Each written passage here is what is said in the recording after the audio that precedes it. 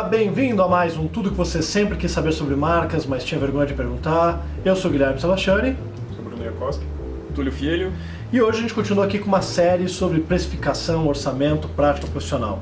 Como a gente tinha muitas perguntas lá no fórum e também nos comentários do próprio YouTube, a gente vai responder duas aqui em conjunto. E para quem estiver ouvindo, pode parecer que as duas perguntas não têm nada a ver uma com a outra, mas a gente vai mostrar que tem, né? Então uma chegou do Fábio de Dourados, Mato Grosso do Sul. Ele coloca: sou designer e estou me especializando em identidade visual. Sempre gostei de trabalhar com marcas, porém tenho dificuldade de orçar meu serviço de programa de identidade visual. Quanto eu poderia cobrar por um programa de identidade visual? Se possível, use números. Agradeço a atenção. E aí, a pergunta que tem na sequência é do Jefferson de São Paulo, e olha só, é de uma outra área, mas vocês vão ver que tem tudo a ver. Boa tarde, tenho uma dúvida, pois sou novato na área. Tem um cliente que está perguntando quanto cobro por hora de um projeto. Eles trabalham com maquete eletrônica 3D e acredito que eles queiram uma animação por voo de câmera. Não sei o que faço para poder entregar esse orçamento, pois o último projeto que fiz foi de design de interiores e levei 3 meses para fazer, imagino aqui a maquete eletrônica. Abraços. Então, que identidade visual e maquete eletrônica tem a ver quando a gente fala de precificação, seja um freelancer ou um escritório? Acho que dá para começar respondendo a pergunta do Fábio. Fábio, a resposta para a sua pergunta é R$2.500. Aí você vai ter que responder. Não, eu cobro 50 mil. Exatamente. Como que a gente resolve isso? Não dá para responder um valor, cara. Não dá para te colocar número. Se a gente colocar número, a gente vai ter que falar, vamos supor, R$2.500 vale para um projeto assim, para um profissional desse jeito, trabalhando dessa forma. Não dá, é tipo um almoço, sabe? Quanto que você quer pagar no almoço? Depende de qual almoço você quer. É verdade. Depende do que você está procurando, né? Da estrutura que você tem. Tanto um trabalho de identidade visual quanto um trabalho de maquete eletrônica, enfim, fora a parte dos custos de material adquirido e tudo mais, a metodologia de trabalho, né, metodologia de projeto, o que você vai usar para chegar num valor, basicamente é a mesma estrutura, né? Você tem que saber o que você tem, o que você tem que fazer, quanto tempo você vai demorar, que estrutura que você tem. Quais são os seus custos, né? Quais são os seus planos de vida. Sim, tudo que você precisa colocar para, de fato, aquele projeto valer o seu momento de vida, valer o seu momento de empresa, ter a sua realidade expressa naquilo, né? E também não demorar o tempo suficiente para tornar aquela realidade obsoleta. Às vezes 3 meses executando um projeto, é difícil perder a mão, né, do que vai, do que vem, saber calcular direitinho, né? Então, cara, acho que número não dá para colocar. O que você precisa antes de qualquer coisa é saber que tipo de programa de identidade visual você tem que entregar. Qual é o seu projeto, né? Qual que é o seu trabalho, quantas variáveis ele tem, se você vai colocar um manual de identidade visual, se tem aplicação. Se é manual pequeno ou manual grande, já muda muita coisa. Sim, se você vai colocar alguma parte de texto, se tem template, se você vai trabalhar com outro profissional, se vai ter sugestão de fotos, tem muita coisa envolvida para você colocar que não tem como a gente se satisfazer só com um número, só com uma expressão dessa realidade, né? É muito melhor você entender todos os condicionais que tem por volta de se gerar um orçamento e saber preencher essas lacunas, né, do que só tentar se satisfazer com uma resposta, porque essa resposta não vai te servir de novo, entendeu? A não ser que você faça sempre o mesmo projeto. Vai ser muito difícil você sempre cair na mão de clientes que queiram exatamente o mesmo tipo de projeto. Mas também pode ser um posicionamento, né? Eu só vou fazer isso e vender uma coisa precificada. Você pode produtificar. Sim. Né? Eu até recebi pelo Instagram aqui, não vou dedar o perfil, porque é sacanagem, mas é logotipo personalizado por apenas R$ 44,99. Tá vendo? Então, ao invés de 2.500, pode ser R$ 44,99, veja ou só. Ou R$ 43,99, porque daí você está mais barato. Olha só que beleza. Eu vou aproveitar para falar um pouco mais da pergunta do Jefferson. Acho que a maior dificuldade, Jefferson, que você vai ter e que eu também teria, não na sua situação, mas na minha situação, é tentar definir quanto tempo você vai precisar para fazer esse projeto que você está pretendendo, que também o Fábio vai ter essa dificuldade, né? Quanto tempo para fazer um projeto de programação de identidade, e no caso do Jefferson, quanto tempo ele está querendo saber, né? Quanto cobra por hora do projeto, porque enfim tem um cliente que na verdade está querendo terceirizar, pelo que dá a entender, o trabalho com ele, e ele colocou até aqui: o último projeto que fiz de design interior eu levei 3 meses para fazer. Então assim, é um pouco isso, né? Provavelmente era uma maquete eletrônica que ele estava fazendo, demorou um tempão, muito provavelmente ele não esperava que levasse todo esse tempo. E essa dificuldade, infelizmente, é o único ponto em que a gente não tem muito o que fazer a não ser repetir e repetir e repetir. A única forma de você descobrir se aquela quantidade de horas que você determinou para um determinado projeto é suficiente ou não é realizando o projeto. Não tem como fazer de outra forma, infelizmente. Então, você vai realizar o projeto, aí você vai ver, puxa, errei feio, né? Errei rude, ou não, ou legal, sobrou horas aí, né? E se sobrou muito é sinal que tem algum problema, né? Ou seja, ou você subdimensionou demais, ou talvez a tua entrega não tá lá essas coisas. Mas infelizmente não tem como escapar. No caso do Jefferson, eu acho que o que ele pode se abraçar um pouquinho mais é entender um pouco quais são os custos que estão envolvidos no serviço dele. E aí, assim, se o Jefferson é um freelancer, enfim, vai mais para o lado aqui do Bruno, mas basicamente é tentar entender o quanto ele quer, quanto você, Jefferson, precisa de, enfim, que todos nós precisamos, infelizmente, né?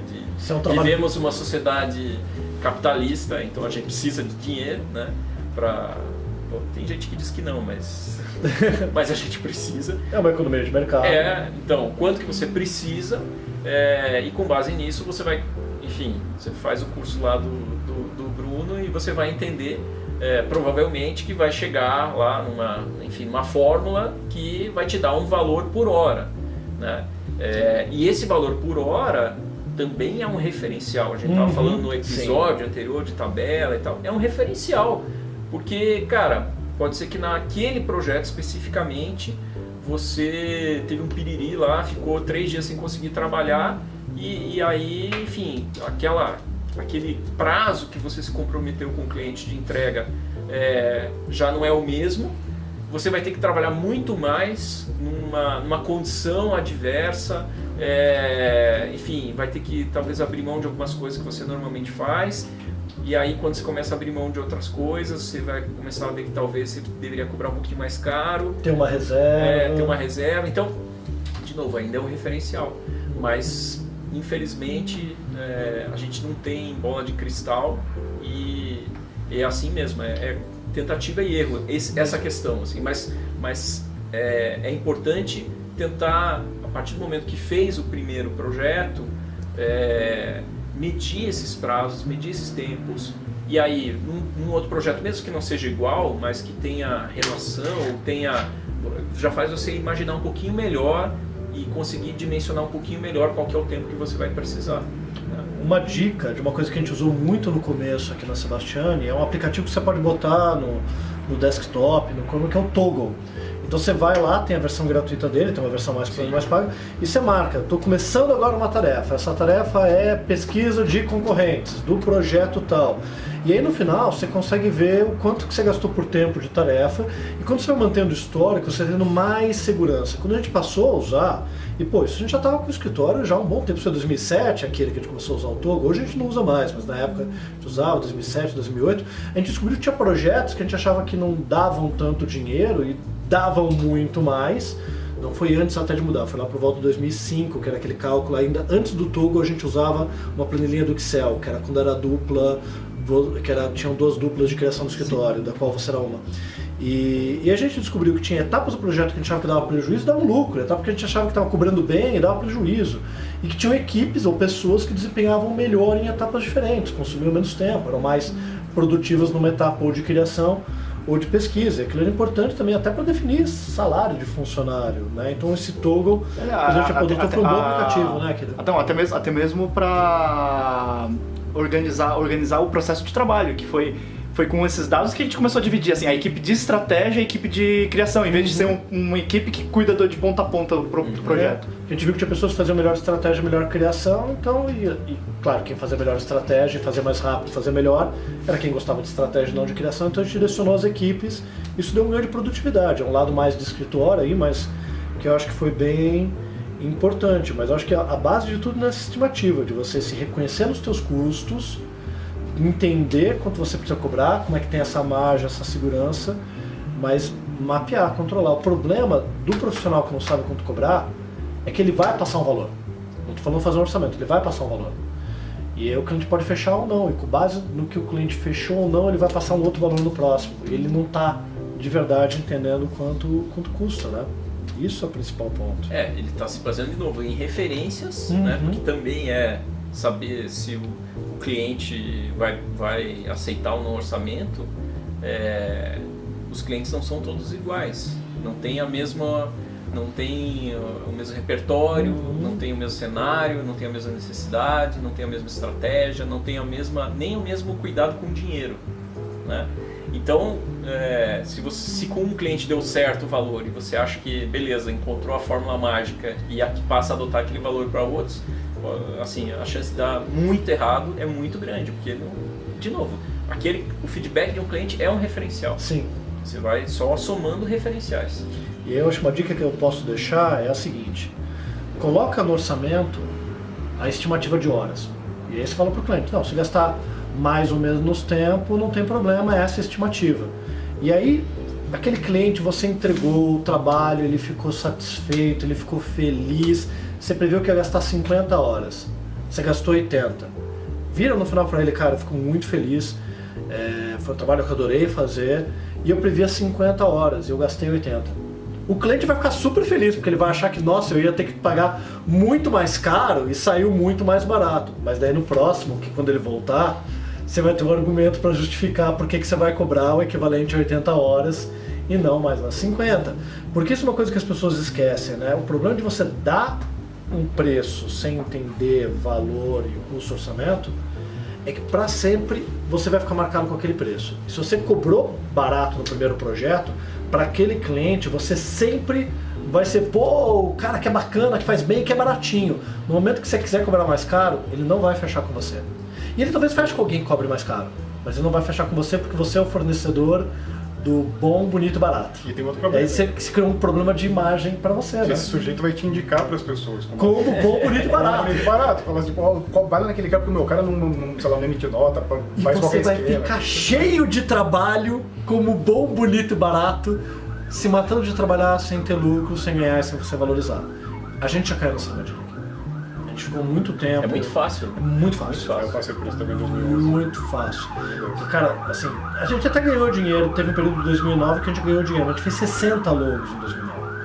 E a gente cobrava já bem na época, mas não é comparado com o que a gente ganhou no ano passado fazendo 10 projetos. Então, são coisas que a gente vai aprendendo. Eu acho que a gente pode dizer tranquilamente que a gente ajuda os outros com os erros que a gente já cometeu. Claro. Todos os erros que você pode imaginar a gente já cometeu. E inclusive eu acho que essa é uma boa dica, já que na primeira pergunta, né, a gente tinha o perguntar aos amigos como uma coisa não se fazer. Eu acho que nessa questão a gente pode perguntar para os amigos, né, coisas mais profundas, mais interessantes. Tipo, cara, como é que você trabalha? Quais são suas etapas? Quanto tempo você demora? Você vai no cliente? Você faz atendimento por Skype? O interesse pelo método do outro, né? Como que o outro organiza o trabalho dele é muito mais interessante, nem necessariamente para você aprender a fazer o seu orçamento, mas para você entender como que você trabalha, para aí conseguir cobrar alguma coisa. Exatamente, isso é uma boa questão, né? Que a gente falou o tempo todo de não pergunte para o amigo, mas não pergunte quanto eu devo cobrar, assim, mas é como que é o processo. Tem perguntas certas, né? E outra coisa, uma coisa que eu sempre sugerindo para os meus alunos é, principalmente identidade visual, né? No caso de uma maquete 3D com animação por câmera talvez seja um pouco mais complicado, mas faça o seu próprio, saca? Vai fazer um projeto de identidade visual, né? Determina, analisa várias metodologias, várias formas de fazer, desenvolve, vê o que dá certo, o que você gosta, o que você não gosta, o que você precisa aprender mais, aí você já vai ter uma ideia muito mais eficiente, né? De fazendo o próprio projeto. Né? Exatamente. O que eu gosto nesse projeto? Fala, puta, eu não gosto da parte estratégica, vou chamar alguém para trabalhar comigo. Eu descobri que de acordo com a minha metodologia, é legal entregar a estratégia junto com a identidade.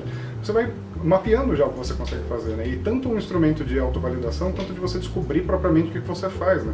Você se tornar identitário e diferencial através daquilo que você descobriu que você consegue fazer com base nas suas próprias experiências. Acho que essa é a grande validação. Perfeito. É isso? É isso. Então, esse foi mais um Tudo que você sempre quis saber sobre marcas, mas tinha vergonha de perguntar, e até a próxima.